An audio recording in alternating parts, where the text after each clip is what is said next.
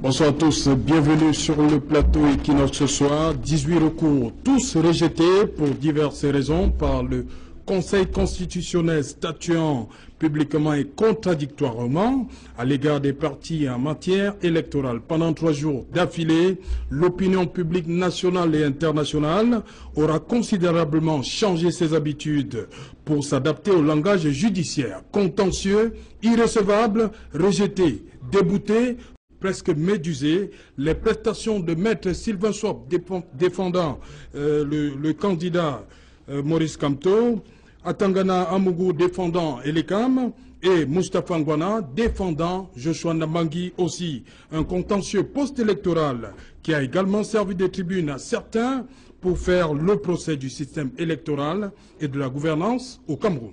Contentieux post-électoral, les leçons. Madame, Monsieur, c'est le fait du jour.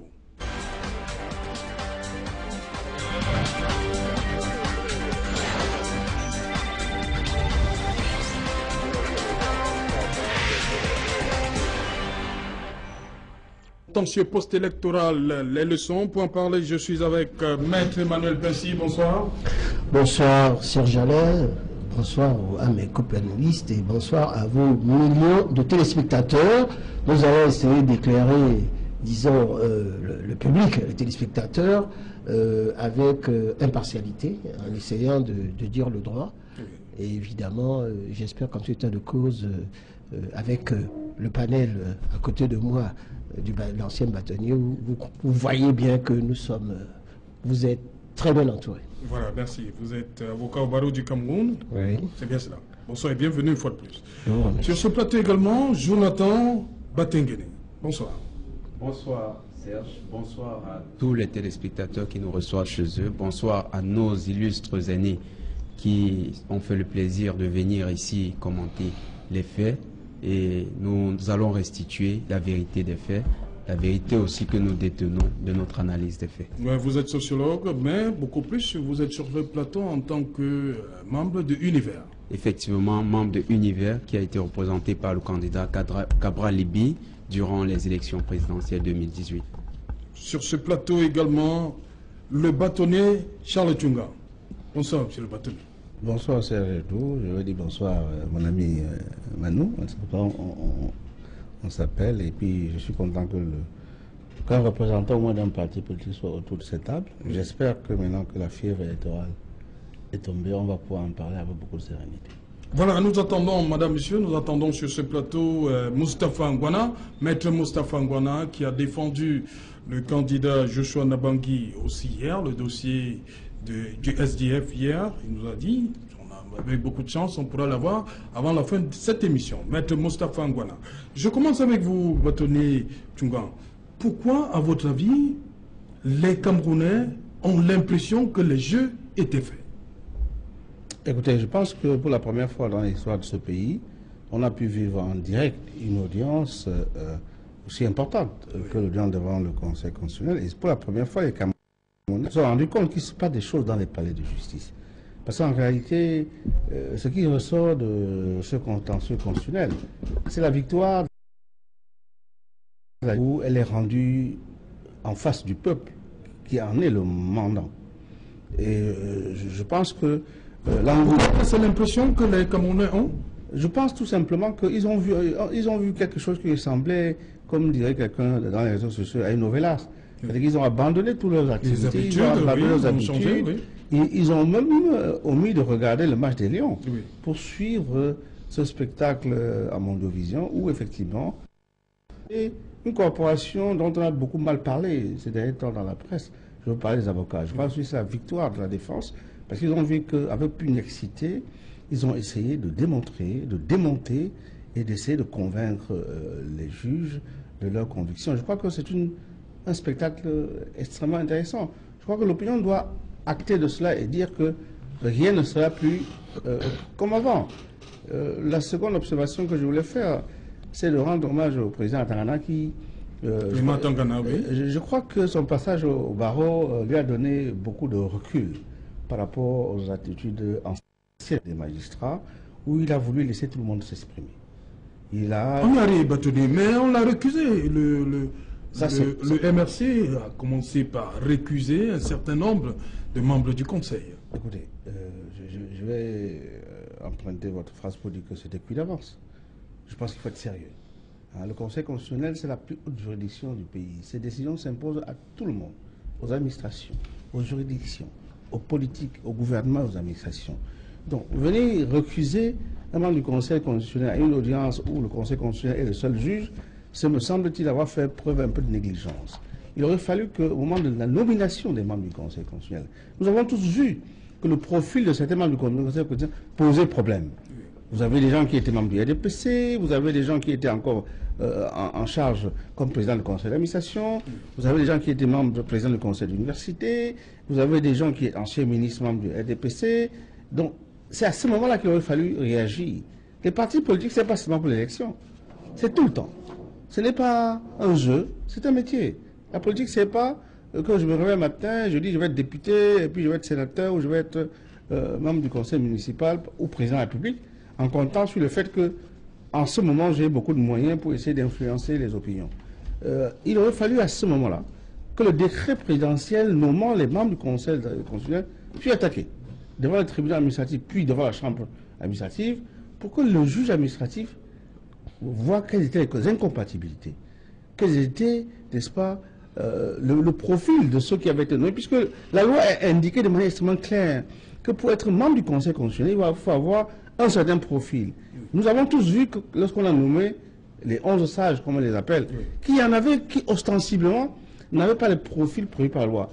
Mais j'ai observé à beaucoup de regrets qu'aucun parti politique n'a pris la responsabilité d'engager une action contre le décret du président de la République, qui n'est pas un acte de gouvernement.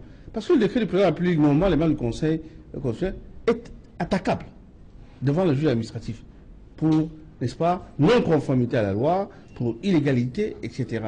Comme la loi avait prévu le profil des membres, nous avons tous vu qu'il y avait certains membres qui n'avaient pas le profil. Venez donc, à l'occasion d'une élection, demander au juge qui contrôle la régularité de l'élection de se recuser lui-même, parce qu'en fait, il s'agissait de cela. Il m'apparaît être une procédure qu'on voit très peu, n'est-ce pas, dans les annales judiciaires. Donc, par conséquent, lorsque j'ai entendu ces grands avocats, parce qu'il y en avait quand même des grands dans ces panels, demander que l'on recusât, n'est-ce pas, quelques membres du Conseil constitutionnel en invoquant de manière assez, j'allais dire, critiquable certains actes de leur vie personnelle. Ce n'est pas parce que votre femme est membre d'un parti politique que forcément vous avez la même opinion qu'elle, et ce n'est pas pour cela que vous devez, n'est-ce pas, prendre conseil d'elle pour rendre, n'est-ce pas, votre décision. Et puis on a vu quand le président Clément Tangana a demandé, mais alors, vous nous accusez qui va juger? Lorsque j'ai entendu dire qu'il faut renvoyer devant la chambre administrative, cela aussi montre simplement que ça n'avait pas été préparé, car aujourd'hui, on a décentralisé la juridiction administrative. Il y a le tribunal administratif qui juge en premier ressort et la chambre administrative qui juge en second ressort. Donc tout ceci faisait un peu confusion, mais je pense que ça faisait partie de la stratégie, n'est-ce pas, des candidats qui voulaient, n'est-ce pas, faire durer le plus longtemps possible, n'est-ce pas, le procès. Mais je pense que la justice a été dite et tout le monde s'y est plié. Ok. Jonathan Batingene, vous aussi, vous avez vu un autre visage de la justice camerounaise? Effectivement, j'ai vu un autre visage de la justice camerounaise, mais surtout, je veux revenir sur la question des aspirations. Pourquoi est-ce qu'on a eu un sentiment de déception dans un camp? Et surtout, le jeu était fait à l'avance. Effectivement. L'avocat Moustapha Gouana a, au début de son réquisitoire, précisé qu'il avait il a raconté une petite anecdote. Il a dit, en fait, j'ai reçu un appel de ma consoeur depuis Douala qui me disait, c'est un théâtre, pourquoi tu y vas? En fait, c'est l'impression que ça donne. Pourquoi? Parce que ce n'est pas nouveau, les actions de l'opposition ou bien au thème d'une élection présidentielle qu'on engage auprès d'une institution judiciaire. La Chambre administrative de la Cour suprême, depuis 1992, a déjà joué ce rôle. Et qu'est-ce qui s'est passé? On se rend compte que les résultats sont presque les mêmes. C'est-à-dire qu'ils intentent des recours et ces recours ne trouvent pas de suite favorable. Effectivement, dans un tel contexte, les gens ont déjà construit un imaginaire de la justice. C'est-à-dire la justice à la faveur de ceux qui gouvernent. Et quand le procès a été ouvert, c'est-à-dire les audiences publiques du Conseil constitutionnel, logiquement, la population se disait, ce qui en ressortirait, c'est effectivement une décision de rejet ou bien une décision de non-fondée, de non-fondement sur les éléments qu'on apporte. Et qu'est-ce qui s'est passé? La population ou bien les personnes qui ont apporté le dossier n'ont pas débattu sur les faits. Si vous comprenez un peu psychologiquement, ils ont compris que les jeux sont déjà faits, donc autant mieux ne pas récuser sur les faits, mais aller sur les éléments de subjectivité que nous soupçonnons qui interviendraient dans l'affaire. Et ils ont donc commencé à attaquer les personnes qui constituent effectivement le Conseil constitutionnel. Vous allez voir que les réquisitoires, par exemple, des avocats du MRC, du maître Sow, les plaidoiries des avocats du MRC, ont porté effectivement à montrer, à démontrer qu'il y avait impartialité du Conseil constitutionnel. Quand ils ont essayé de relever que le président du Conseil constitutionnel, sa femme est du RDPC, que certains membres du Conseil constitutionnel sont membres du comité central, que d'autres ont exercé ont été des militants. C'était pour que déjà les membres du Conseil constitutionnel comprennent que même s'ils prenaient une décision de rejeter leur requête, effectivement, ce ne serait pas la surprise, ce serait plutôt le geste qui est attendu. Oui. Et alors là, la surprise aurait été laquelle? Ça aurait été de voir les membres du Conseil constitutionnel se remettre en question et dire, pour vous montrer que nous sommes impartiaux, nous allons questionner les faits. Nous allons investiguer. Et c'est ce qui ne s'est pas passé, c'est pourquoi vous voyez qu'il y a une sorte de déception dans les attentes des populations et des personnes qui étaient au Conseil constitutionnel. Maître Pensy, au sortir de l'audience de mardi, le MRC, il y a un journal qui dit que le MRC a présenté une tonne de preuves de tripatouillage. Je vais d'abord commencer par... Excusez-moi, question d'abord. Parce que je n'ai pas répondu à la récusation. Parce qu'il faut donner la définition de la récusation. Oui, allez-y. Pour qu'on comprenne. La récusation, c'est un incident de procédure soulevé par une des parties au procès qui suspecte un juge de partialité envers l'un des plaideurs sans contester la compétence d'une juridiction. Ça, c'est la définition. OK? Donc, là, en plus, on n'a pas fait seulement la récusation, mais on a fait, parce que Charles a bien expliqué ce que c'est, je ne veux pas redire la même chose, on a fait ce qu'on appelle une suspicion légitime. Et lorsque vous faites une suspicion légitime, ça veut dire que vous ne voulez pas que la Cour constitutionnelle puisse statuer. Imaginez que le Conseil constitutionnel puisse dire que nous n'allons pas rendre la décision parce que la suspicion légitime est valable, mais il n'y aurait plus de procès. Or, tout le monde sait que la suspicion légitime se fait pour aller devant une autre juridiction. Vous comprenez? Si vous faites une suspicion légitime d'une cour d'appel ou d'un tribunal, ça veut dire que vous voulez aller ailleurs. Or, les textes disent que seul le Conseil constitutionnel est compétent à la matière. Donc, c'est l'erreur qui a été faite, c'est-à-dire de faire surtout la récusation. Pour répondre à ce que vous venez de dire, lorsque vous êtes nommé membre du Conseil constitutionnel, il y a des problèmes, ce qu'on appelle d'incompétence. Toutes les autres fonctions tombent. Vous ne pouvez pas être membre de ceci, vous ne pouvez plus être dans vos fonctions antérieures, vous les perdez automatiquement. Il faut on a quand même vu ce même jour-là la présence sur le site du RDPC, mais comment ça fait pour disparaître après? Ça veut dire qu'il y avait quand même un problème. Oui, non, j'ai mis le problème de mise à jour, il y a même des morts que vous trouvez sur le site. Ça mène quand même des gens à se poser des questions. Non, ça ne veut pas dire... Pourquoi avoir attendu? Ça ne veut rien dire. Ce n'est pas parce que les textes de loi disent qu'à partir du moment où vous êtes membre du Conseil constitutionnel, vous perdez automatiquement. Si vous laissez ça parce que vous avez oublié d'effacer, vous avez vu par exemple des personnes qui ont été condamnées. Mara Faye, toujours membre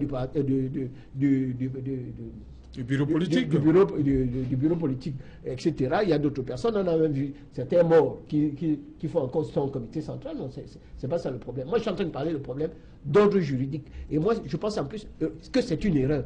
Vous ne pouvez pas aller devant une juridiction et commencer à l'affronter, à l'insulter et à mal se comporter. Moi, par rapport à ce que vient de dire Charles, moi, je crois qu'il y a un problème qui s'est posé.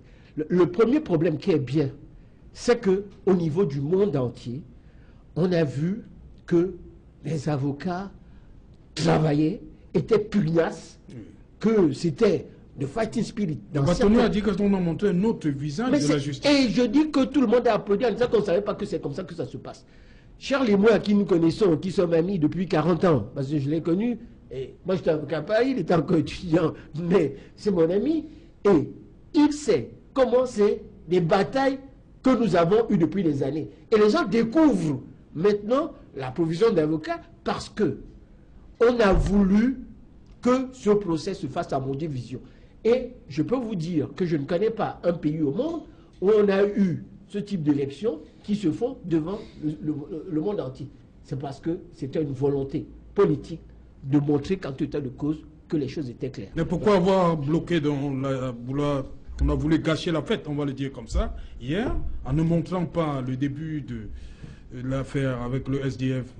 Non, je ne sais pas. Vous m'avez posé tout à l'heure une question qui concernait... C'était pour rester avec... vous dites que c'était un Mondovision. Oui. Je dis donc jusqu'à avant-hier. Oui. Mais hier, il y a eu un petit souci. Ah, moi, je sais pas, les avocats du SDF se sont même plaints. Oui, mais ce souci, il faut quand même le circonscrire. Hein. Oui. Moi, je pense que on a eu un incident la veille. Voilà. Vous avez vu, il y a une dame qui a interrompu l'audience en racontant un certain nombre de choses. En disant qu'elle sortait du Yoko. Que personne ne pouvait vérifier. Et je pense donc que des mesures de sécurité ont été prises pour éviter que ce type d'incident ne se produise. Mais ce qui est intéressant de noter, lorsqu'à l'entrée du palais du Congrès, effectivement, on a filtré les entrées en indiquant qu'il n'y a que les avocats du SDF et le SDF qui devaient entrer pour, n'est-ce pas, prendre la parole. Vous avez noté que d'autres chaînes, dont la vôtre, avaient continué, n'est-ce pas, à diffuser quelques images.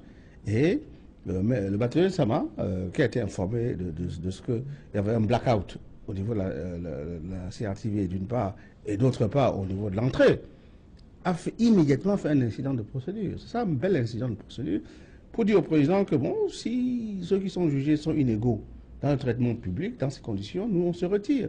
Vous avez vu que le président Atana, Clément, c'est ça qui est important. Ce qui est important, ce n'est pas le fait qu'on est empêché ou ne pas empêché. Ce qui est important, c'est que le président Clément Atana a suspendu son audience. Il est allé s'enquérir de la raison pour laquelle le signal CRTV ne passait pas. Vous avez vu, lorsqu'il est revenu, il a tenu à indiquer qu'on veut l'informer que le signal est passé, et vous avez vu comme il a ordonné qu'on fasse entrer tout le monde. Voyez-vous, l'histoire d'un pays se construit. Nous sommes en perpétuelle construction. Je pense que ceux qui ont voulu faire cela, ce sont ceux qui ne souhaitent pas que ça bouge. Il y a toujours des résistances dans ce pays. Même, moi, je n'ai pas compris que mon ami Charles Ndongo ait pu prendre une initiative. J'espère que ce n'est pas lui qui a demandé qu'on coupe le signal de la CRTV, parce que, effectivement, ça a été grossier. Et je pense, et je veux le dire clairement, ce sont ceux qui ne veulent pas que l'on parle du problème du Nord-Ouest et du Sud-Ouest qui ont bloqué ce signal-là. Et j'indique que ce n'est pas parce que nous avons terminé l'élection présidentielle que pour autant tous les problèmes du Cameroun sont résolus. La question du Nord-Ouest et du Sud-Ouest, elle est là. Le prochain président, ça va être son premier dossier. Je souhaite que nous n'oublions pas que, malgré le fait que cette élection présidentielle ait eu lieu, dès demain, il va falloir que nous réglions les problèmes du quotidien des Camerounais. Charles, je voudrais ajouter une chose pour aller dans le sens. Oui, rapidement, on a un autre invité, oui. C'est, j'allais dire, l'excellent comportement de Francis Sama. C'est-à-dire, nous avons tous été au Conseil de l'Ordre,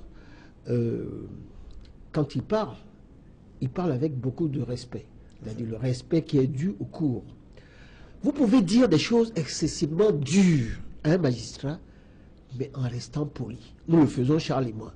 Nous avons vu, je crois, Maître Nem, qui était excessivement dur. Vous avez même vu Kamto, qui était dur, sauf dans la deuxième partie, mais qui le disait en des termes mesurés, polis, mais les termes étaient d'une extrême violence.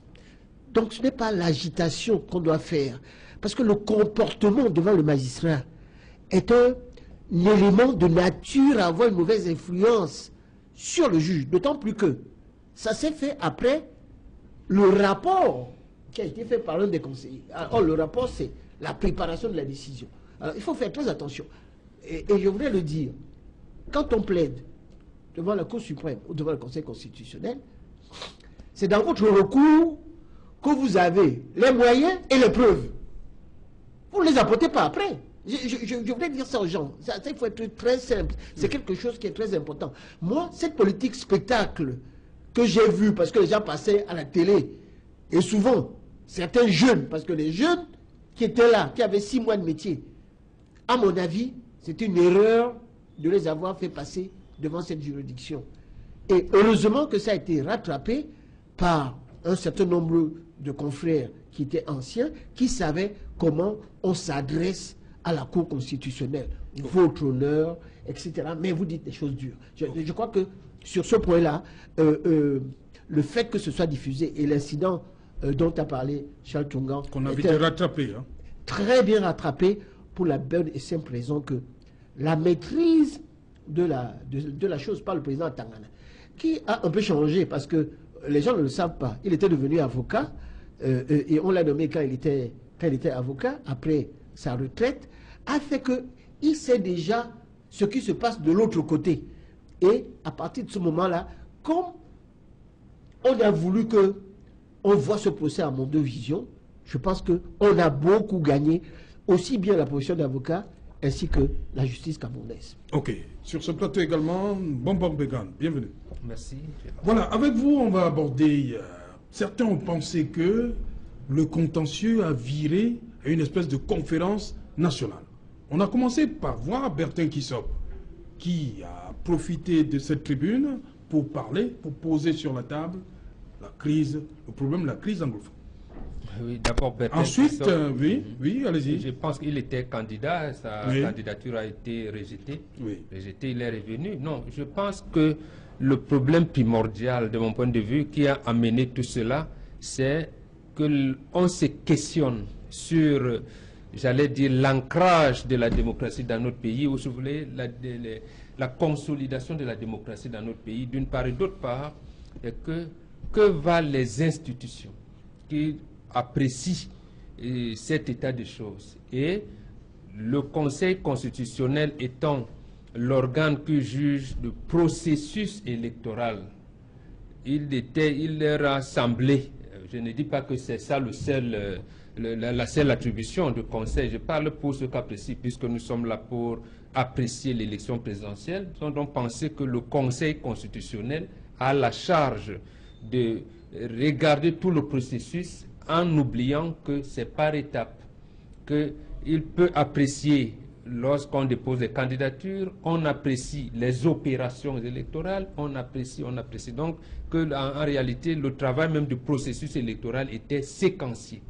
Donc, c'est ça que beaucoup, surtout lui, donc, il n'était plus partie prenante, n'était pas parmi les 9. Donc, en fait, je ne sais pas pourquoi il était venu là. Oui. Puisqu'il s'agissait de voir, d'apprécier les opérations électorales à partir du 7 octobre jusqu'à la proclamation des résultats. Mais voilà pourquoi je vais expliquer ça en 2 secondes. Oui. Techniquement, je vais expliquer techniquement.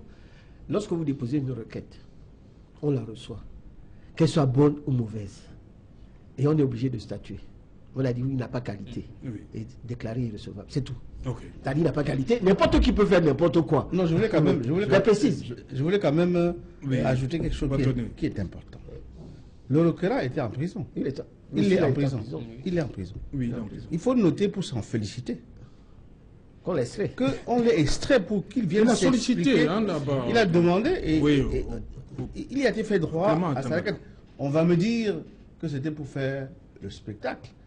Il y a beaucoup de Camerounais qui aimeraient être dans ces situations. J'en connais qui sont en maison d'arrêt depuis des années, qui ne sont pas jugés. Et le dossier ne passe pas. Et on les oublie. On les oublie. Donc je dis simplement que, comme cela a été voulu, que cela se vit à Mondovision, ça a une influence sur ceux qui sont dans ces situations et qui ne sont pas entendus. Voyez-vous, notre rôle en tant qu'acteur du système judiciaire, c'est de profiter des ouvertures que ce type d'événement nous donne pour demander à ce que cela soit élargi à tous les Camerounais. Voyez-vous, en Europe, que ce soit aux États-Unis ou en France, les grands procès ne sont jamais diffusés. Jamais. Je veux parler du procès Barbie, par exemple, qui a été enregistré pourtant, et qui n'a été diffusé que 20 ans après. Une vingtaine d'années plus tard. Pour que les gens voient. Parce que les questions évoquées étaient tellement violentes en termes de génocide, en termes de manipulation génétique, en termes de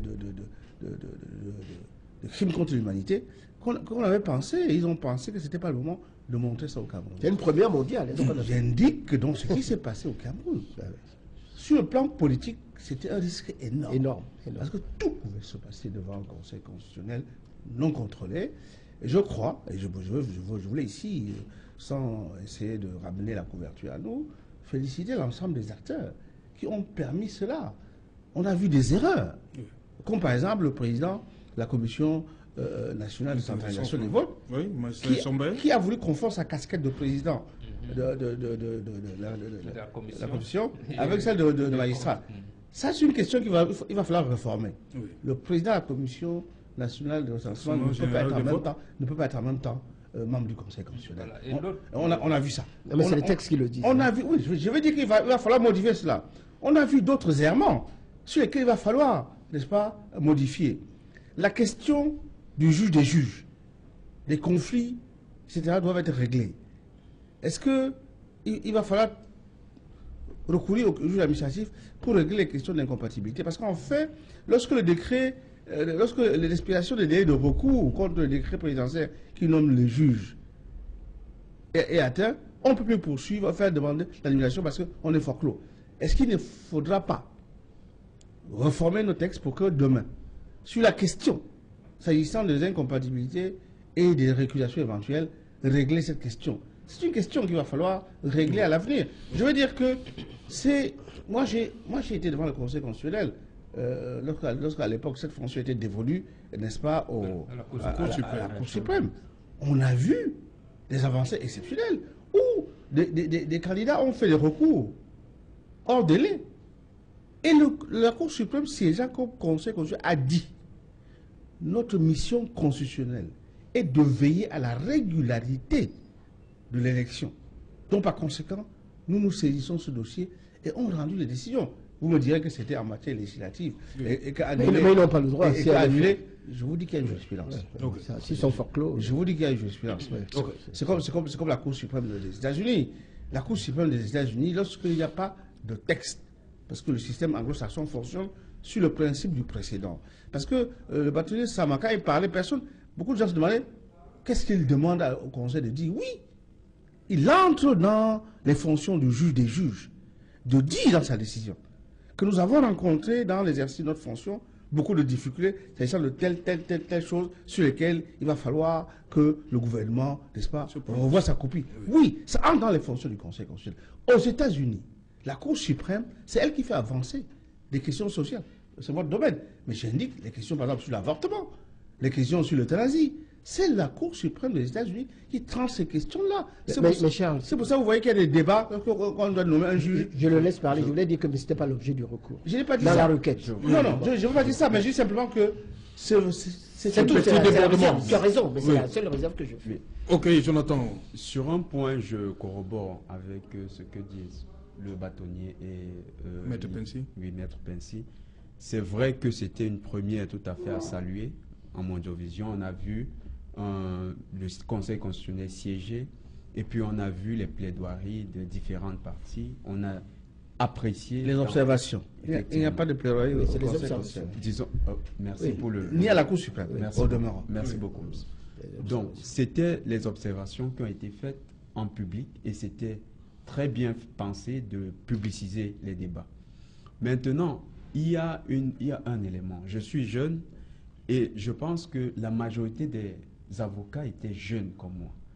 Pour la plupart, étaient en début de carrière. Ce n'est pas aussi leur faute d'être en début de carrière. Maintenant, si ce n'est pas un handicap d'être jeune, c'est une qualité d'avoir commencé par la plus haute juridiction. Pourquoi? Parce que même s'ils n'ont pas presté à la hauteur de ce que Maître Pensy aurait bien voulu, ou bien que le bâtonnier aurait bien voulu, au moins ils ont appris quelque chose. Ils ont appris quoi? Il y a en fait le démocratie camerounaise, comme disait le Mbombok tout à l'heure, le problème de la démocratie camerounaise, ce n'est pas une construction seulement de nos aînés. C'est une co-construction avec toutes les parties prenantes de la société. Les avocats, dans leur plaidoirie ou bien dans leurs observations, ont rendu plus d'éléments de politique sur le débat qui devait être le principal. Ils ont apporté des vues, c'était carrément des discours politiques qui étaient prononcés devant le Conseil constitutionnel.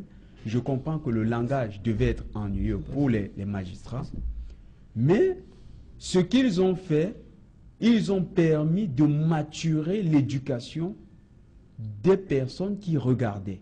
Parce qu'aujourd'hui, quand vous passez dans les quartiers, quand vous passez vers les personnes lambda qui ont vu à la télévision, le regard sur la décision du Conseil constitutionnel est différent. Par exemple, quand on disait, est-ce que vous avez le moyen?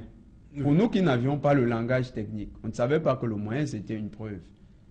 Beaucoup ont appris, et il y avait même des mamans qui disaient, ils n'ont pas les preuves.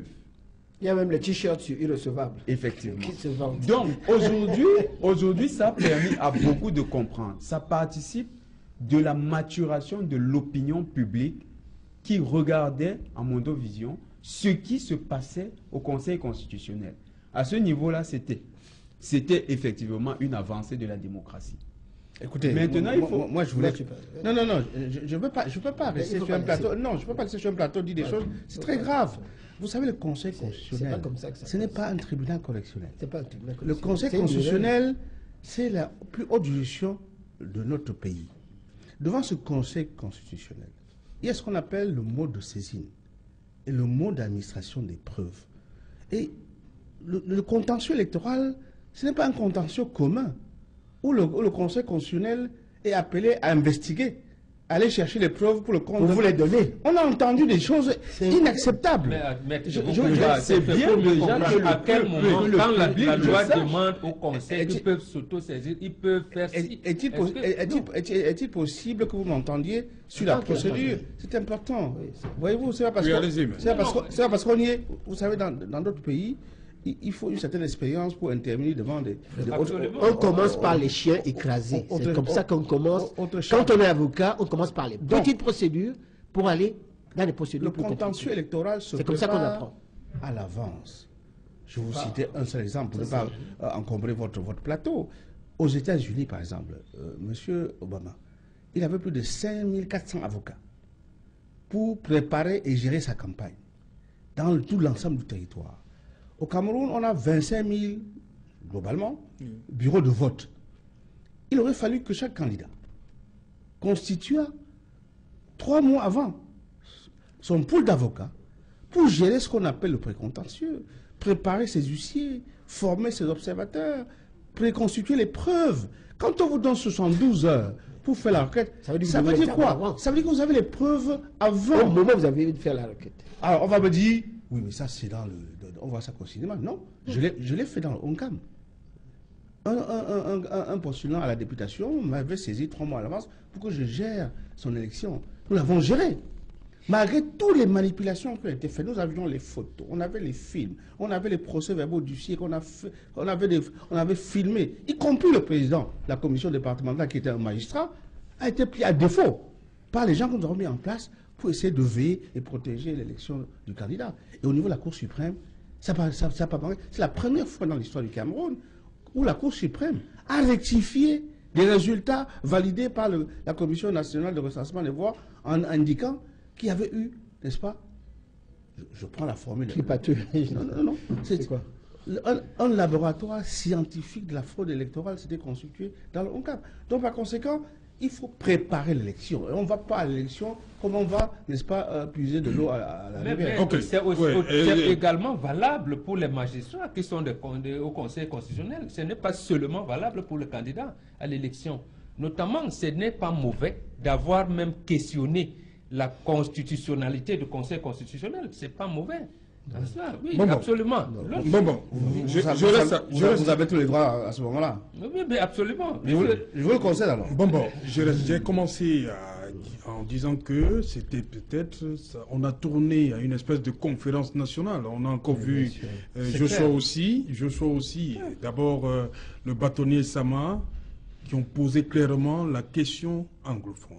Absolument. Il fallait le faire. Et Joshua aussi a posé le problème de l'unité même nationale. C'est-à-dire que si le Conseil arrivait à valider cette élection, c'était un président des francophones. Parce que les anglophones, pour lui, c'est-à-dire Nord-Ouest et Sud-Ouest, n'ont pas participé au vote. Absolument. Il fallait justement poser ce problème. Oui. Et c'était la tribune indiquée? Absolument.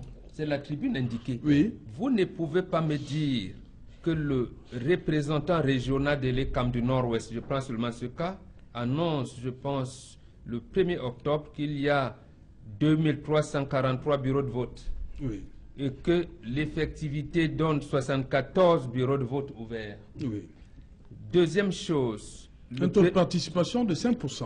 Laissons d'abord le taux de participation, on verra. 74, ça n'atteint même pas le tiers. C'est les centres. Deuxième chose, le Premier ministre, il vous dit, je suis inscrit dans mon village, je ne peux pas voter.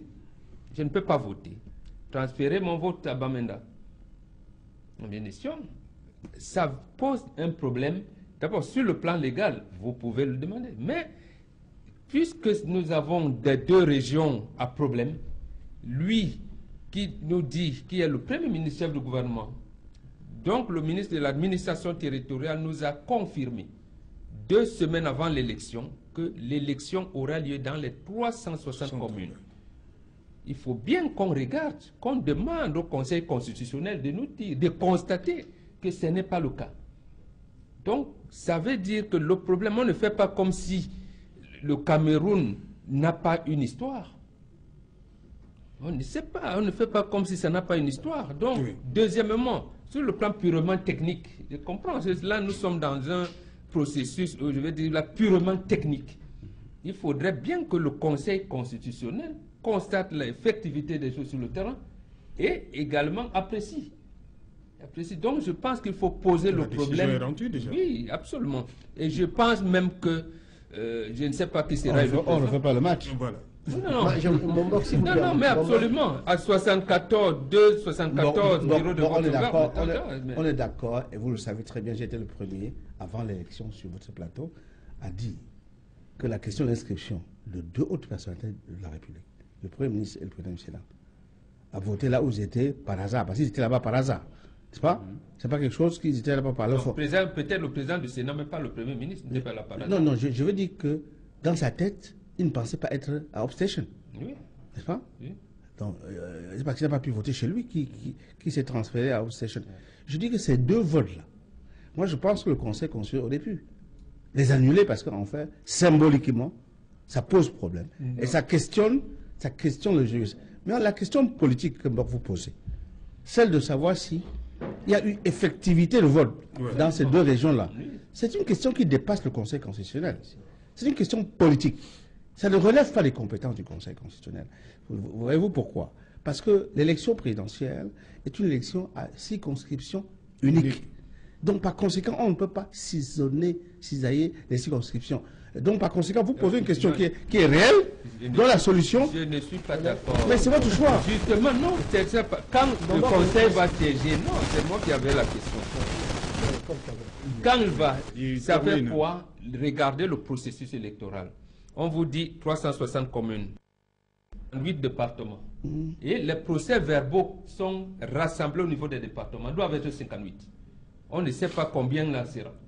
Lorsque le Conseil constitutionnel va rendre les résultats.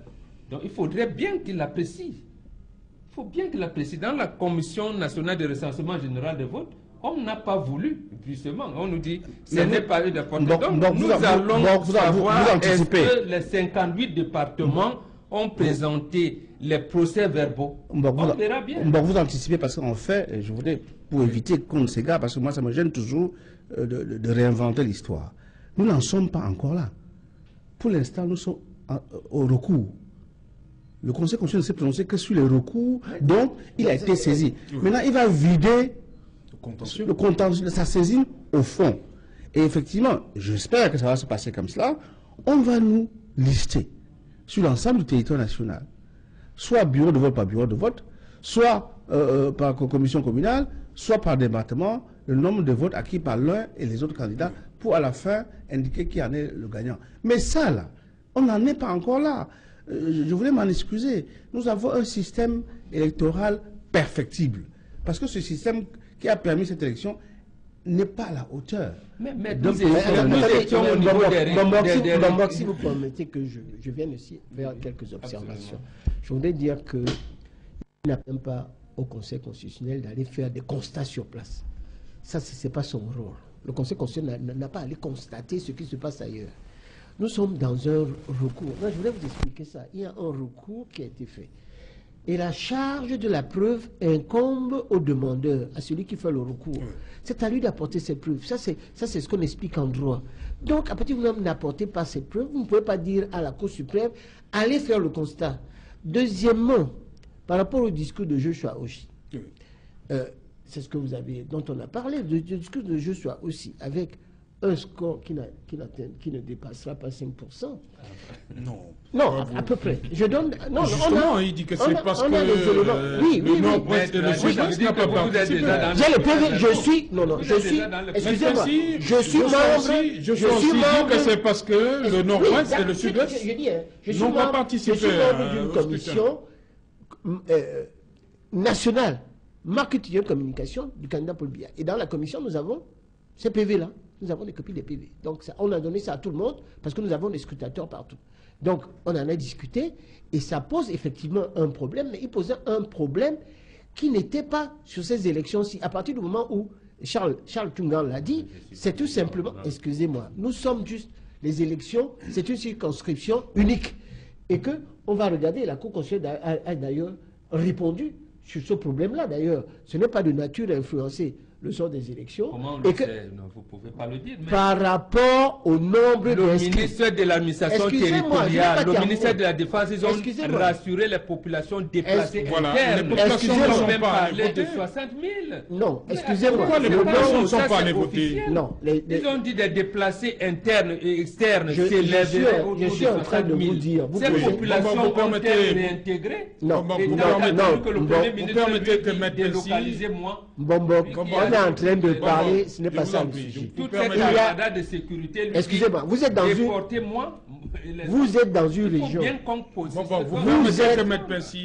une région où il y a la guerre et où il y a l'insécurité.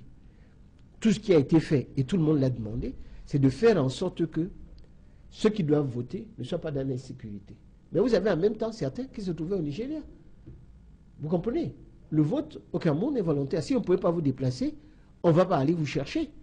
Je crois qu'on a voulu sécuriser les gens pour qu'il n'y ait pas de mort. Parce que n'oubliez pas que beaucoup de personnes sont mortes. Et on a même vu des sous-préfets qui n'ont pas pu regagner leur circonscription. Donc vous ne pouvez pas dire au Conseil constitutionnel d'annuler des élections tout simplement pour ça. On a vu dans plusieurs pays comment les élections se sont passées.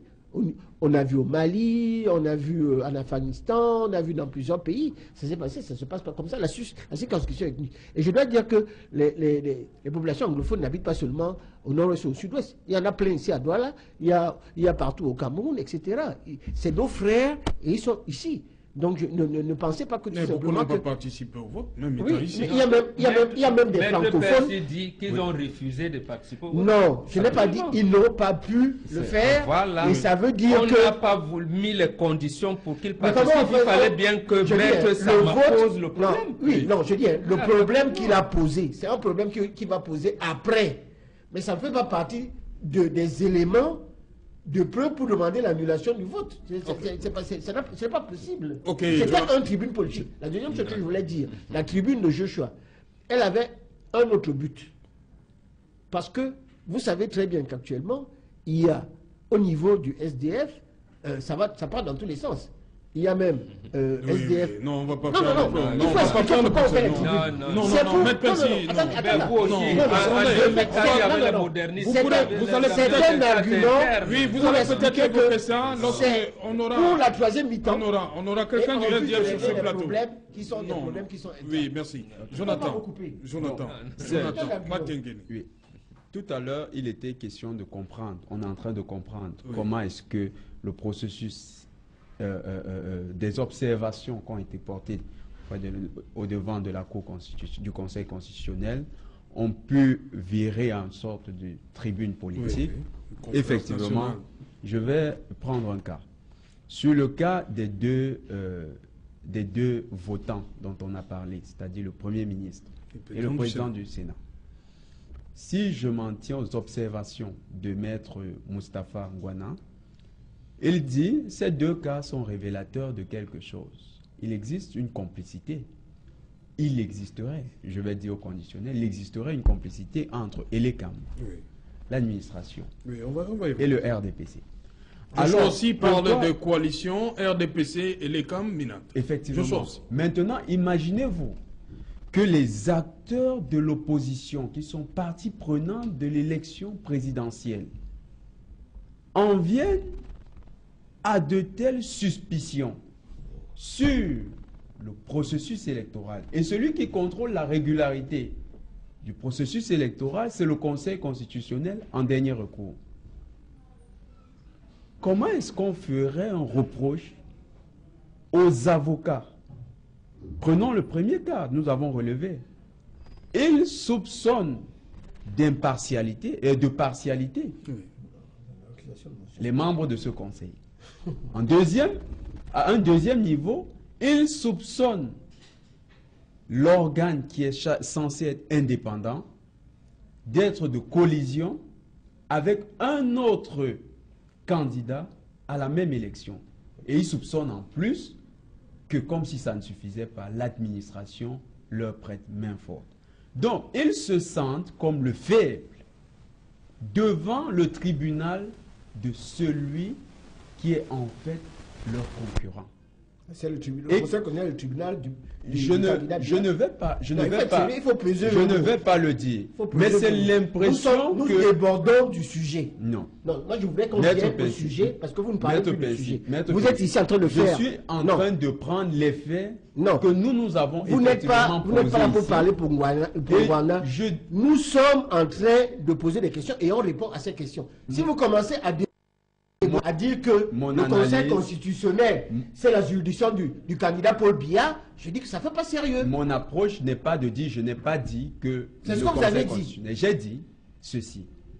Les personnes qui vont se plaindre devant, ou bien qui devraient porter des observations devant le Conseil constitutionnel. Nul ne plaide par procureur. Parlez pour vous. Ok. J'ai pris deux éléments et je ne vais pas apporter de conclusion pour éviter que ça fasse polémique. Okay. Le premier élément, on a relevé. Est-ce que les membres du Conseil constitutionnel donnent suffisamment de garanties pour qu'on pense qu'ils soient impartiaux? C'était les questions que les avocats on a évoqué ça déjà. Le deuxième élément, avec les deux votes que même le maître, le bâtonnier, nous a montré qu'ils pouvaient poser problème, les avocats suspectent en plus qu'il existerait une collision entre l'organe indépendant. Vous en avez déjà parlé, hein, parce que effectivement, à ce niveau-là, censé être indépendant. Maintenant, quand ils se retrouvent devant le Conseil constitutionnel, quelles devraient être leurs observations? Non, oui, on a évoqué. Ça va dans tous les sens. Oui, parce que dans tous les sens. Non, il y a un problème. Le vote. Joshua aussi, on est au niveau du. Joshua aussi pense que les électeurs régulièrement inscrits dans les régions nord-ouest et sud-ouest n'ont pas effectivement participé au vote. Et un président de la République, le président élu, serait pour lui le président des francophones. C'est ce que aussi déclare. Ça, c'est la tribune de aussi. Oui.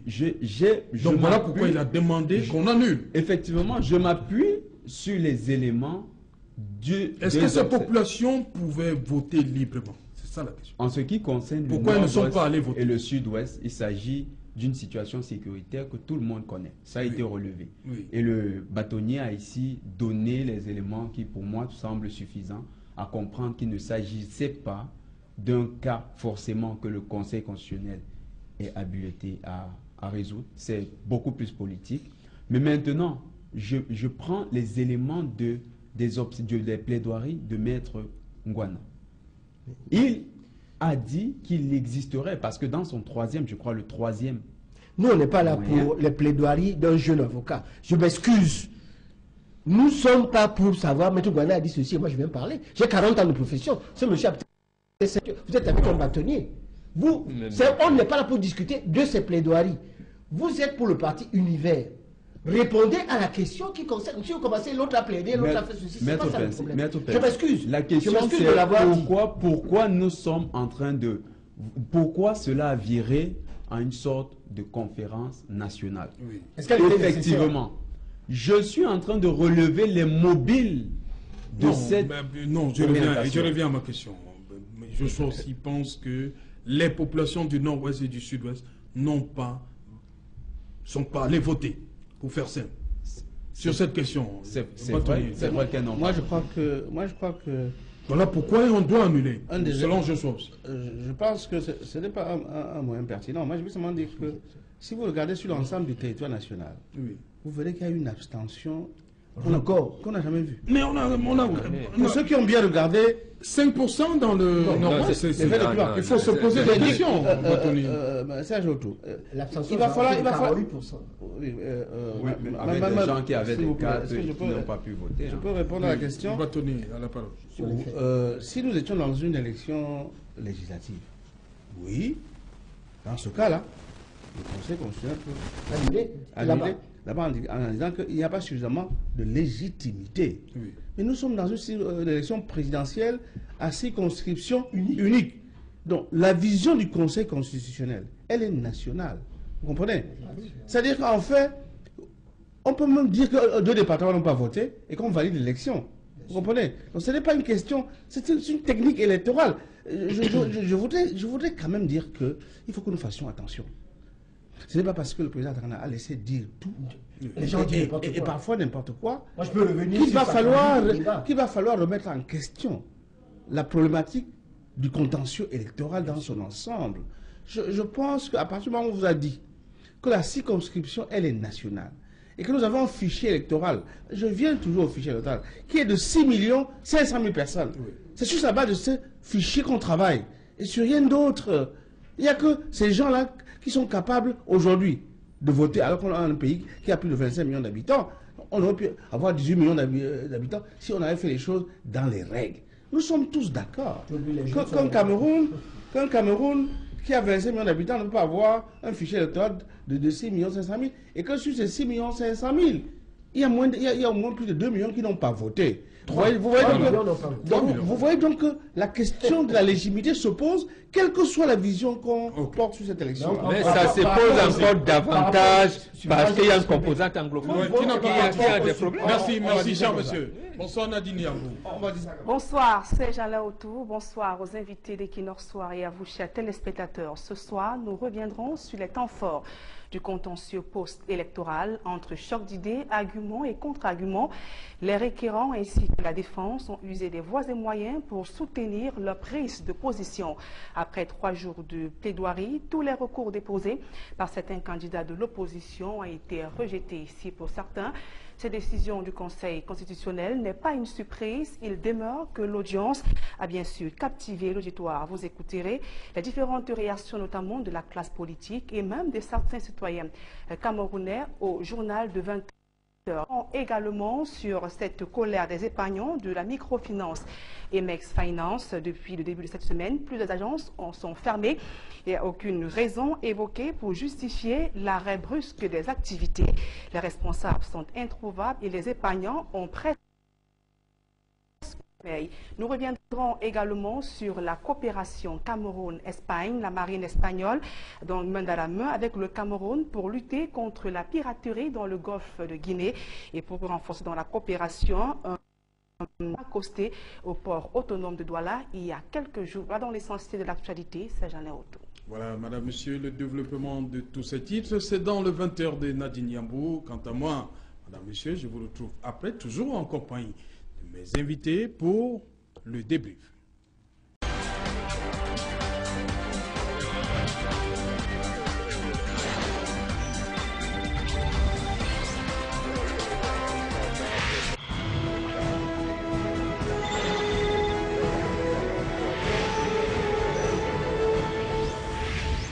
Voilà, retour sur le plateau Equinox Soir, toujours en compagnie de nos invités. Et le premier à s'exprimer, c'est toujours vous, maître Charles Tchungang, le bâtonnier. La réaction du vice-président du MRC qui dirigeait déjà, on l'a vu, pendant 3 jours, le collège des avocats de Maurice Kamto. Ça vous surprend, sa réaction, maître Emmanuel Sim? Non, je ne suis pas surpris. Je crois que c'est de saison. Vous savez, après 48 heures de débat, de discussion, il a été pris au corps dans le vif du sujet et dans l'émotion.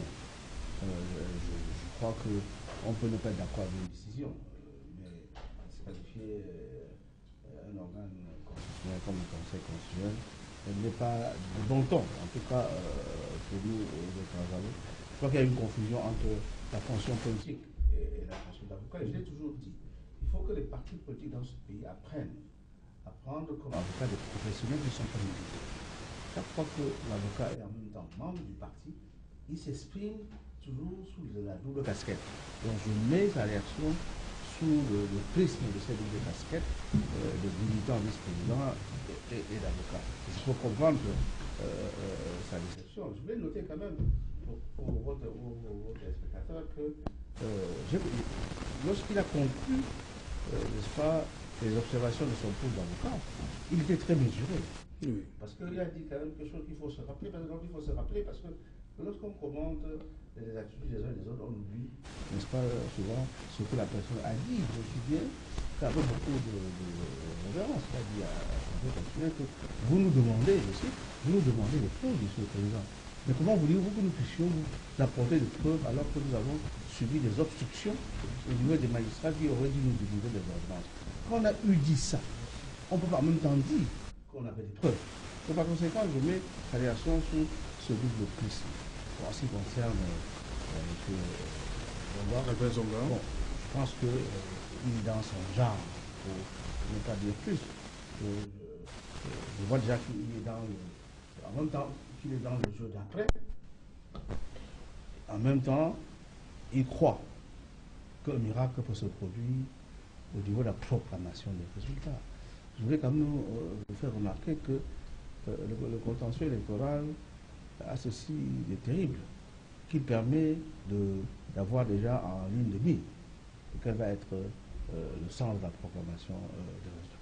Dès lors que les recours visant à disqualifier certaines opérations électorales dans cette région du Cameroun ont été rejetés, et dès lors que l'annulation globale de l'élection n'a pas été reçue par le Conseil constitutionnel, il est évident que le Conseil constitutionnel va valider les conclusions de la Commission nationale de recensement. Je crois qu'il faut être logique. Et il faut en politique savoir admettre les évidences et regarder l'avenir. Et je pense que ce qui va être intéressant de voir, ça va être l'attitude effectivement des uns et des autres après cette élection. Quand je dis des uns et des autres, je parle de tous les candidats. On a commencé à voir des rétropédalages et des reculades de certains candidats dans les médias qui sont en train de s'auto-justifier, n'est-ce pas, en expliquant pourquoi l'opposition aurait échoué. C'est sur ces plateaux que je vous avais indiqué. Oui. On verrait cela, que, n'est-ce pas, n'avoir pas examiné le fichier électoral. J'en viens toujours à cela. Vous savez, quand vous expliquez, n'est-ce pas, à un observateur étranger comment ça se passe au Cameroun, on se pose la question de savoir si ceux qui vont concourir contre le candidat sortant ont bien regardé contre qui et contre quoi ils se battent. Fichier électoral, c'est la base de l'élection. Toutes les stratégies électorales qui n'ont pas été basées sur le fichier électoral étaient vouées dès le départ à l'échec. Ce qui s'est passé il y a quelques années, où effectivement, on a vu qu'en additionnant les voix des candidats de l'opposition, ils étaient majoritaires, à la fois aux urnes et nécessairement dans le pays, n'est pas la même chose aujourd'hui parce que la donne a changé. Les conditions ont changé. Les règles ont changé. Ceux qui ont accepté d'aller à jouer ce match savaient d'avance quelles en étaient les règles. Je considère qu'ils sont comptables, tous, des résultats. Et par voie de conséquent, je ne souhaite pas que l'on mette simplement sous le coup de la fraude ou des manipulations, n'est-ce pas, les résultats que prononcera d'ici quelques jours le Conseil constitutionnel. Moi, j'en appelle à tous ceux qui ont participé à cette élection et qui ont apporté une vision nouvelle de la politique au Camerounais, à se mettre immédiatement dans le système, dans le sillage des réformes, pour que ce code électoral soit perfectionné, pour que les réformes, n'est-ce pas, aux élections présidentielles. Je pense qu'aucun Camerounais n'acceptera plus que dans ce pays, l'on fasse une élection à un tour. Ça me paraît, du point de vue de ce que j'ai vu, de ce mouvement social qu'on a vu par la candidature de Cabral, Didi, Bomba et autres, on ne peut pas continuer comme cela. Et enfin, moi je pense qu'il est important, pour la clarification et la transparence de cette élection, que nous allions vers le bulletin unique. D'abord, ça nous coûte trop cher. Hein. Vous savez, quand vous tirez un bulletin pour chaque candidat, lorsqu'ils sont 9, ce sont des millions de bulletins pour vous tirer, alors qu'on aurait pu tirer effectivement 6 millions. 9 en 2018, ils étaient 23 en 2011. Vous imaginez le coût. Donc par conséquent, il est important qu'on en vienne à une élection présidentielle à 2 tours, même les législatives à 2 tours. Ça donne plus de transparence, ça permet à plus de... Anime le jeu politique. Et ça permet à plus de Camerounais de participer à la chose politique. Et puis, ça apaise les tensions. Et je pense une question... Il y a plus de légitimité dans ce sens? Absolument. Okay. Un président qui est élu avec 36% ou 39% des voix du corps électoral, c'est-à-dire le corps électoral étant de 6 500 000, n'est-ce pas, n'est pas le même qu'un président qui est élu à 52% des voix, n'est-ce pas, d'un corps électoral du même type. Donc, par voie de conséquence, il est plus légitime parce que le second tour ne se fait que sur un pôle de 2 candidats. Et enfin, moi je pense qu'il y a la question financière que nous devons régler. Qui finance les campagnes? On a vu les extrêmes. On a vu les financements occultes. On ne sait pas où est-ce que les candidats prennent l'argent quand on voit le déploiement des uns et des autres sur le terrain. On a vu le fundraising de William Cabral qui a montré quand même qu'on pouvait lancer une sorte de tontine. Mais qui contrôle et qui finance la tontine, on ne sait pas. Je crois qu'il y a une question de transparence sur le financement des campagnes électorales. Et moi, j'en appelle à un financement public des campagnes électorales dans notre pays et à un plafonnage des contributions sur les financements, n'est-ce pas, des campagnes. Bamba Bengan, vous avez suivi Maître Emmanuel Sim et Albin Zongan, Albin Sédit, ce qui transparaît? Oui, je pense, et je ne vais pas revenir sur les propos de Bâtonnier.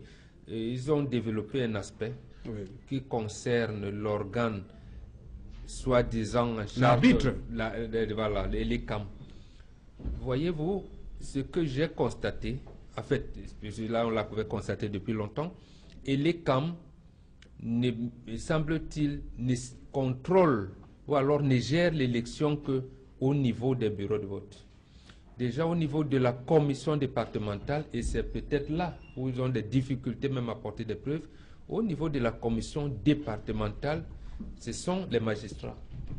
Vous allez vous rendre compte que même les en-tête, la compilation des chiffres qui se fait au niveau, il n'a pas de papier en tête et les camps, y compris le recensement général des votes. Mais pourquoi dit-on alors que les camps gèrent les élections? Puisque en réalité, même au niveau de la commission départementale, je pense que l'administration a plus de 10. Le CAM est comme l'invité, au même titre que les candidats ou les représentants. Donc ça gêne un peu. Comme il disait, il faudrait qu'on essaye de changer les choses. Et là, c'est Martin Luther King qui disait que notre vie commence à s'arrêter le jour où nous gardons le silence sur des choses graves. Ils ont relevé les choses graves devant le Conseil constitutionnel. Il faudrait bien qu'ils continuent. Ils continuent, mais bon, la forme juridique me semble la bonne. C'est-à-dire que ça veut dire qu'est-ce qu'on va investir, parce que le ministre Grégoire Ona disait dans le journal, nous contrôlons large majorité à l'Assemblée nationale. Bon, cette majorité que la presse considère d'obèse nous a amené à cela. Est-ce que l'année prochaine, l'opposition pourra elle aussi avoir une majorité confortable pour revoir le jour? Est-ce que les députés du RDPC peuvent quand même regarder et se rendre compte que maintenant, par rapport à ce qui se passe, est-ce que dès mars prochain, en principe, si on reste dans les considérations qui ont été développées, c'est que non, tout le monde, nous aimons le pays, nous voulons le chef de l'État actuel veut la jeunesse, le chef de l'État, il y a quand même ces manquements que je pense que le gouvernement va saisir et pourrait commencer à faire des réformes au niveau du code électoral. C'est ce que je souhaite. Mais l'analyse aussi, je ne me trompe pas, si cela ne se passe pas ainsi. Ok. Jonathan, votre candidat, il a déposé 73 heures après. Effectivement, il a déposé... Dépôt tardif. Oui. Sur les délais, c'est une autre question. C'est l'avocat en question. Je voulais justement qu'on en parle, Bâtonnier, vous êtes là. On dit la date, cet article dit date de clôture du scrutin. 72 heures. Oui. Après la date. Oui, vous savez, il est arrivé après 18 heures. Il a déposé à 19 heures. On est à 73 heures. Oui. Donc, sur le plan strictement formel, oui, n'est-ce pas, le Conseil constitutionnel a voulu, je crois, tirer une sorte d'alerte. Mais j'ai noté quand même que pour les élections précédentes, puisque j'avais été constitué par des candidats pour les élections législatives oui, à Kolinga, oui, et j'ai bien noté que les candidatures ont été déposées parfois très tardivement parce que le Trésor n'arrivait pas à délivrer les quittances et les CAM à l'époque avaient été extrêmement indulgents pour certains candidats qui ont pu déposer, n'est-ce pas, leur dossier, voire même après minuit. Maintenant, en ce qui concerne le Conseil constitutionnel, on ne peut pas lui faire le reproche d'être resté dans la lettre du texte de loi. Bon, mais moi, je pense que, comme le texte est connu par tous les candidats à l'avance, je pense encore une fois, il faut laisser tout ce qui est contentieux aux professionnels. Si le Parti Univers avait donné à des professionnels non militants, dont c'était seulement le rôle, c'eût été pour le professionnel dont il s'agit une faute professionnelle, de n'avoir pas pu déposer son dossier à temps. Voyez-vous, bon... Ils ont dit qu'à 18 h, ils étaient déjà dans les locaux. Oui. Mais que le greffier les a reçus après. C'est ce que l'avocat... À 17 h. Oui, ils étaient déjà dans les locaux. C'est ce que maître... Et oui, le greffier recevait d'autres magistrats. Oui. Maître Pinguet, qui s'est occupé du cas, a l'habitude de cette procédure. Et par les précédentes élections, il a introduit les mêmes recours à des heures un peu plus tardives. Bon, on ne lui avait pas... Peut-être que c'était la chambre administrative de la Cour suprême. Peut-être que c'était pour ça que ça ne lui avait pas été... Maître Pès. Oui, je voudrais d'abord revenir sur ce que vous avez dit. S'agissant d'abord des déclarations de Maître Sim. Je pense qu'il a tort. Il ne s'agit pas de faire le procès du Conseil constitutionnel. Vous savez, vous pouvez faire un commentaire d'arrêt. Mais quand vous venez devant une juridiction qui vous a permis de plaider pendant, je ne sais pas combien de jours, ça a duré 2 jours. Oui, je dis, moi, je n'ai jamais vu ça monde entier. Je pense même que sur ce point-là, le président a été vraiment très large, pour ne pas dire plus. Clément Tangana a été très clément? Très clément, comme son nom l'indique. Et sur ce point-là, on a vu tout simplement que les décisions du Conseil constitutionnel étaient motivées, en fait et en droit, sur la base d'un rapport qui était clair. Et à ce moment-là, quand vous perdez la décision, il faut avoir l'élégance, tout simplement, de ne rien dire. Et de dire que ça m'a permis d'avoir une leçon. Je ferai autrement. Parce que Charles l'a dit tout à l'heure, Lui, on m'a dit non, on n'a pas pu parler, avoir des preuves. Et on a vu que la charge de la preuve incombe à celui qui dépose le recours. Il n'en avait pas. Et il a même fait pire que ça. Il a commencé à demander à Mondial Vision, donnez-moi les 32 PV. Alors que ça veut dire qu'il ne les avait pas dans le dossier. Et on plaide par rapport à ce qui est dans le recours. Il y a eu ce débordement, à mon avis, qui était tout simplement, j'allais dire, hors sujet, qui concernait des tribunes politiques vis-à-vis de l'étranger, ou bien tout simplement de la troisième mi-temps, qui concernait peut-être les législatives et vis-à-vis de l'étranger. La deuxième chose, s'agissant de M. Zonga, moi, j'ai rien à dire. Quelqu'un qui est une girouette, qui passe du RDPC au SDF, MRC, je ne sais pas quel parti politique il n'a pas encore été, et qui, je ne sais pas quelles sont ses capacités ou ses qualités pour pouvoir parler, le prendre comme conseil stratégique. On a vu ce qui s'est passé lorsqu'ils sont allés se faire ridiculiser avec le bâtonnier Yondo Black pour faire une réunion qui n'était pas... qui n'a pas respecté la légalité. C'était dans un domicile privé. Oui, mais ça fait rien. Vous ne pouvez pas faire une réunion politique si vous n'avez pas.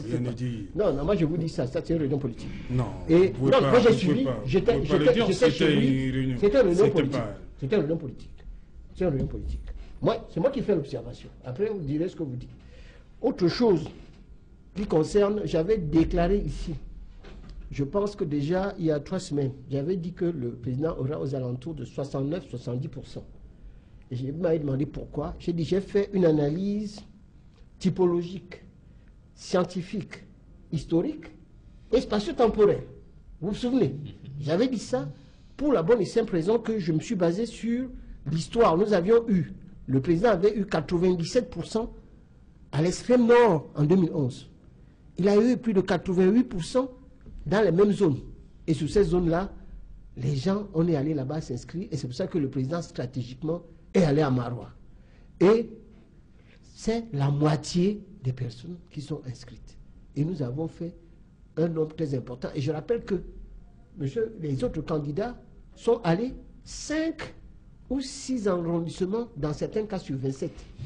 Et souvent, vous avez certains qui allaient avec la voiture pour faire 3 villes le même jour. Ça ne fait pas très sérieux.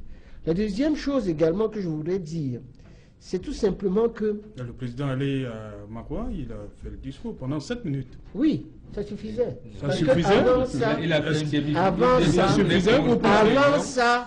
Avant ça, la commission régionale et les commissions départementales, les commissions communales avaient déjà travaillé. Mais pourquoi il est donc parti?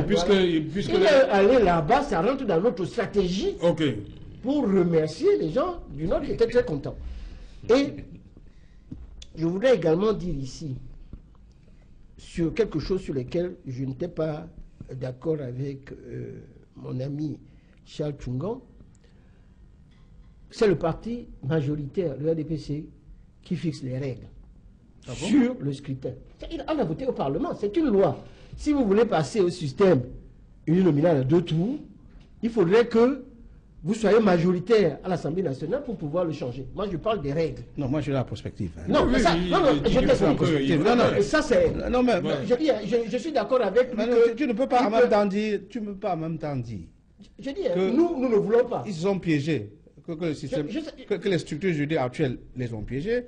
Et en même temps, en voyant cette montée quand même extraordinaire de cette jeunesse qui veut absolument prendre la parole, Charles, qui veut être entendue, Charles, dire qu'elle sera représentée avec le système actuel, je ne pense pas. Charles, je m'excuse, j'ai la parole. Je te rappelle que dans un pays qui est excessivement libre, les États-Unis, c'est un seul tour. Je rappelle qu'en Angleterre... C'est un tour... Mais là aussi, les électeurs ne se valent pas. Laissez-moi... Il y a les grands électeurs. Arrêtons de... Je rappelle encore en Angleterre... Ce n'est pas un seul tour. C'est un tour. C'est un vote. Non, c'est un tour. C'est pas le bon exemple. C'est même 3 tours. Vous avez d'abord le primaire. Vous avez d'abord le primaire. Oui, il y a le primaire d'abord. Vous avez d'abord le primaire. Qu'est-ce qui évacue? Vous avez le vote populaire. Oui, les grands électeurs. En Angleterre, c'est un tour. Quand même. En Angleterre, c'est un tour. Au Japon, c'est un tour. Dans plusieurs pays occidentaux, c'est un tour. Vous voulez 2 tours. Pourquoi? Nous, c'est qui? Non, je dis, c'est ce que tu viens de dire. Non, toi, tu es membre d'un parti politique. Je ne suis pas membre de parti politique. Je t'explique, nous n'en voulons pas. Et nous sommes pour l'instant majoritaires. dans le cadre de la prospective, lorsque ces partis seront majoritaires, peut-être que ça arrivera à changer, à condition d'avoir la majorité qualifiée pour pouvoir le changer. Je dis pour l'instant... Vous ne pouvez pas changer, même si non, on estime que ça vous arrange. Ça nous arrange. Et c'est ce que doit faire un parti. Je termine, je n'ai pas encore terminé. Oui, je voudrais également dire ceci. C'est fini, on est arrivé au terme. Il faudrait savoir, en ce qui concerne, s'agissant du financement de campagne. D'ailleurs, en France, sur les 2 tours, on a dit que Macron n'a pas été élu. Mélenchon reproche toujours que Macron a été élu au premier tour avec tel. Et au deuxième tour, on fait ce qu'on appelle les combinations. Donc ça, c'est également ce qu'on reproche aux élections à 2 tours, parce qu'à ce moment-là, on fait des combinations. Chaque système a quelque chose de bon et de mauvais. Ce que je voudrais également dire, c'est que c'est les suffrages valablement exprimés qui comptent, et que dans le cadre de ces élections-là, les partis savaient qu'il existait un code électoral. Et dans la commission départementale, je voudrais rappeler en Bombok que, conformément à l'histoire de l'article 64 du code électoral, chaque parti, il y a un représentant de chaque candidat dans cette commission départementale. Non, c'est pas ça. C'est pas ça. Non, je voulais expliquer.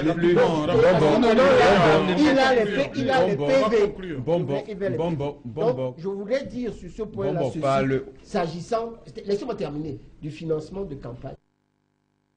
Le campagne est un problème dans un pays comme l'autre, qui a des problèmes d'ajustement structurel et autres. Vous n'allez pas demander à l'État de vous donner de l'argent. Pour l'instant, on donne même 30 millions. Je rappelle qu'en Côte d'Ivoire, c'est 100 millions pour être candidat. C'est 30 millions. Ok, oui, rapidement, Jonathan, on arrive au terme de l'émission. Aujourd'hui, l'opposition a pris des leçons, a tiré des leçons de ce qui s'est passé au Conseil constitutionnel. Nous savons effectivement, en venant au Conseil constitutionnel, qu'il y avait des réserves qu'on émettrait. On savait que le débat devait être d'abord politique, avant qu'on ne se retrouve là-bas. Maintenant, il y a une jeunesse qui s'est levée. Vous avez vu le candidat Cabral Libi au stade Sikam. Vous avez vu le candidat Cabral Libi à Yaoundé. Vous l'avez vu en Gaoundéré, à Maroua.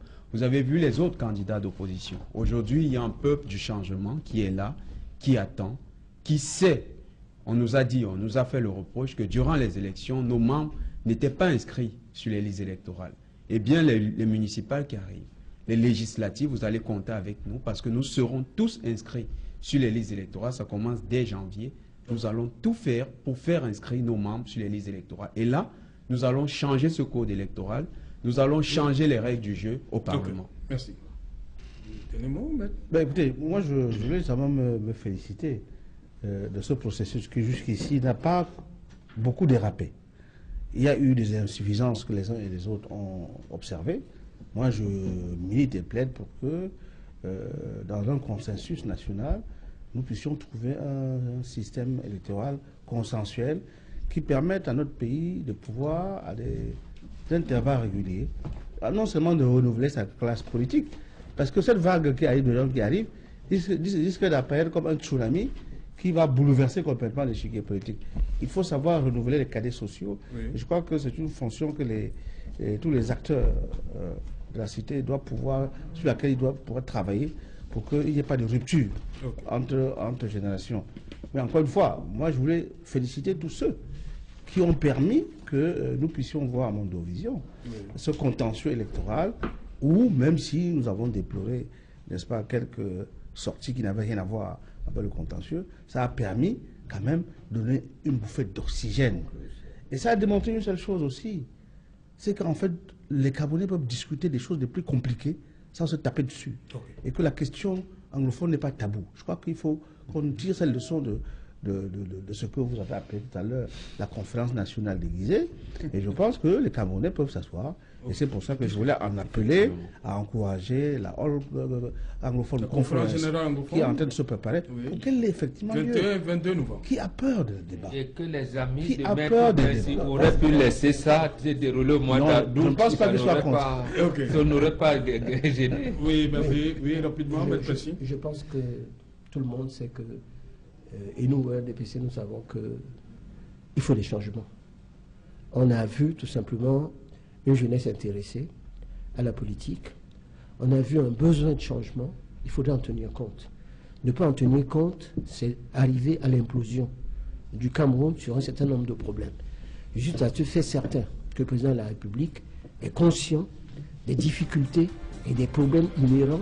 Lui-même l'a dit dans son discours de décembre 2013. Il faudrait en tirer les conséquences. Et si nous avons gagné ces élections, c'est beaucoup plus parce que nous étions très organisés et que nous avons un armada. Mais non, mais je dis que, en fait, pour l'instant, si nous sommes... Nous avons le PV et je pense que nous avons beaucoup plus de chances de pouvoir, d'avoir un résultat favorable. Et à mon avis, il ne faut pas prendre ce résultat favorable pour dire que ça va être le statut quo. Il y a des changements, il faut en tenir compte. Merci, Madame, Monsieur. Nous sommes arrivés au terme de Equinox Soir. Rendez-vous lundi 19h, rediffusion pour aujourd'hui, 23h GMT, c'est la minuit à Sac-Baïmé.